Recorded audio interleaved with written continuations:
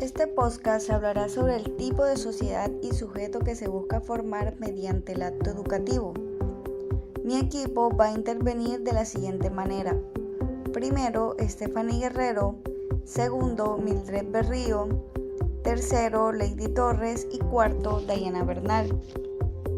Comenzamos. La educación es esencialmente una relación entre personas, un acto comunicativo entre el educador y el educando. La acción educativa no es un hecho aislado, sino que se da en el seno de una sociedad. Analizar la acción educativa de forma descontextualizada resultaría impreciso, dado que a dicha acción tiene dimensiones sociales, culturales, éticas, económicas y políticas. A este respecto, cabe decir que en el marco en el que se planifica o desarrolla cualquier práctica educativa, condiciona y orienta sus objetivos, sus fines y su metodología. Por otro lado, los ideales educativos configurados por una sociedad determinada varían en función de la misma. Por su parte, la educatividad se entiende como la capacidad de todo ser humano para influir en otro, actuar sobre otro, sea de modo intencional o no intencional. La persona necesita a los demás para aprender a integrarse en una sociedad, de tal modo que aprende a interpretar el mundo que le rodea. Se habla de desarrollo de perfectibilidad, de progreso o de humanización cuando se hace referencia a esta influencia de otros. La escuela, además de ser un centro de formación académica, constituye también un espacio efectivo, del cual los niños, niñas y jóvenes se forman como personas. En los primeros años de escolaridad y de la etapa adolescente, el sentirse parte de un todo, el percibir apoyo de los docentes y de sus padres, el comprobar que es valorado, involucra tanto a los alumnos como a propios docentes, dado que profundiza y fortalece el espíritu de pertenencia, propiciando un ambiente apto para el desarrollo de ideas, acciones y actitudes. Por otro lado, y complementando la información brindada por mi compañera, también es importante hablar sobre el clima institucional y su influencia en la forma en que se percibe el ambiente que rodea a sus miembros, construyendo el reflejo de los valores éticos, espirituales, académicos, culturales, sociales, básicos de la institución pública o privada, e incide en la construcción del espíritu de pertenencia e identidad.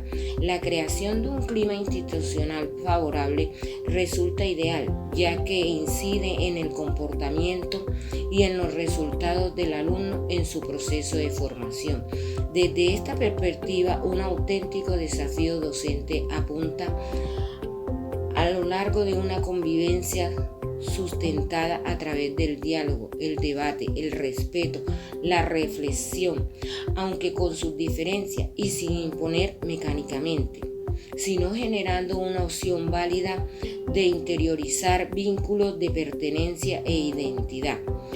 El implementar un proyecto educativo integral resulta una valiosa estrategia de trabajo cooperativo e implica conocer las metas de la comunidad educativa desde dos perspectivas.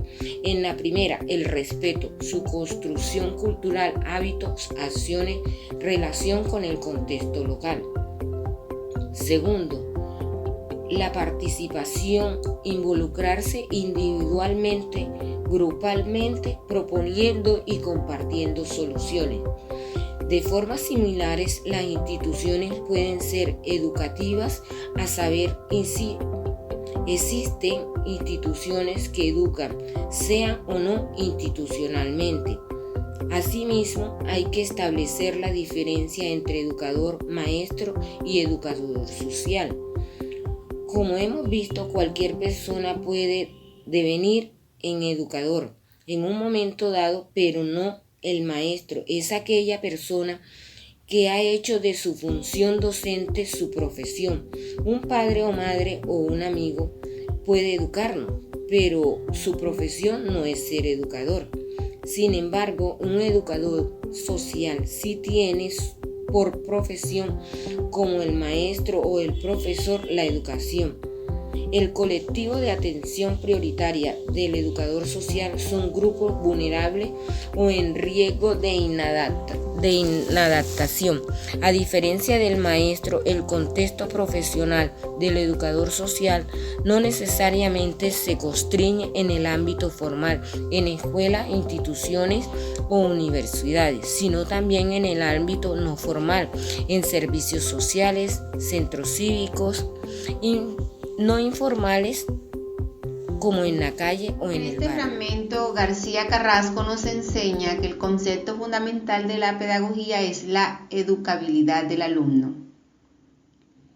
Va acompañado de ductilidad, plasticidad, con una vasta extensión hasta los elementos de la materia. Especialmente se puede seguir hasta en aquellos elementos que intervienen en el cambio material de los cuerpos. Es algo evolutivo, se encuentran rastros en las almas de los animales más nobles, pero la educabilidad de la voluntad para la moralidad solo la reconocemos en el hombre. Se entiende, por tanto, como la capacidad de adquirir nuevas conductas, valores, aptitudes y conceptos a lo largo de la existencia del ser. En realidad, la persona es el ser viviente que posee un mayor grado de plasticidad, que es moldeado, puesto que es el que nace con una naturaleza menos determinada, con menor capacidad de subsistencia por sí mismo, a diferencia de otros seres vivos. El ser humano logra adaptarse al medio que lo rodea y consigue a través de la historia relacionarse con cultura y la técnica, donde es modificado para satisfacer sus necesidades. Puede intervenir sobre el medio, apropiarse de forma auténtica y única, logrando así controlar y modificar y superar todas las dificultades. A nivel natural, es el que nace a través de la cultura, transmite nuevas generaciones. De aquí que la cultura y la educación sean dos conceptos sumamente vinculados. La educación tiene una doble función. En primer lugar, transmite la cultura a las nuevas generaciones a fin de perpetuarla, y en segunda parte, la función de transformar esa cultura de tal forma que progrese científica, política y socialmente. Surge de la adaptación de una comunidad a un medio natural.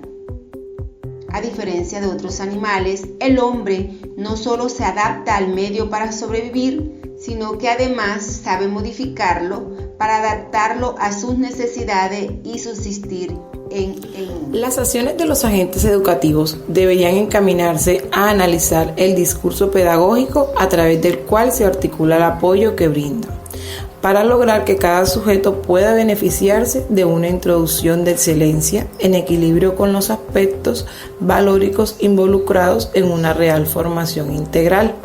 Esto demanda potenciar el conjunto de habilidades que estimulan el perfeccionamiento social y personal del individuo, en el marco de los requerimientos que impone la era de la información y el conocimiento.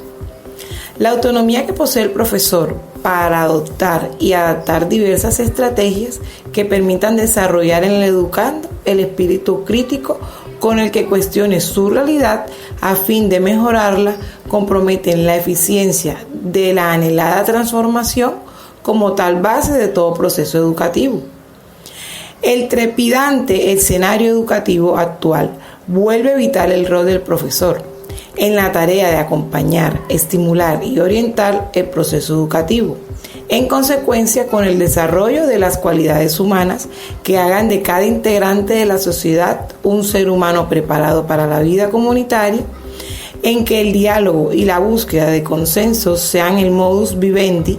De esta manera, la responsabilidad social de las instituciones educativas no admiten dilataciones en su tarea de desarrollar una conciencia crítica, de manera de conformar a un individuo creativo, pleno, útil y comprometido, con conciencia de sí mismo y de su entorno, apto para construir y transformar la sociedad. Muchas gracias.